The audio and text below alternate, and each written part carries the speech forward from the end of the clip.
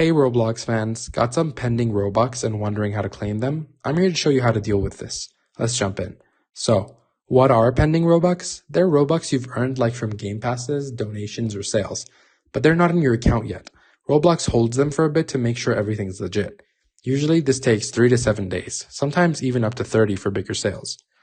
First, let's see what's pending. Open Roblox on your phone, PC, whatever, and log in. Hit that Robux icon in the top right. That's your balance. Click it and you'll see My Transactions. Look under Pending Robux to spot what's waiting.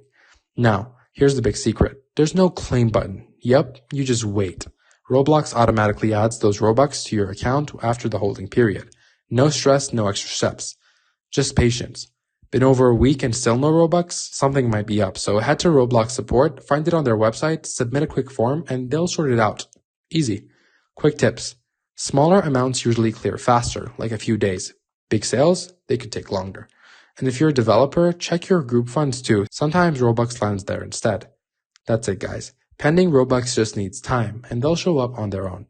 Got any questions? Just drop them below in the comments. Like this video, subscribe for more Roblox tricks, and I'll catch you in the next one.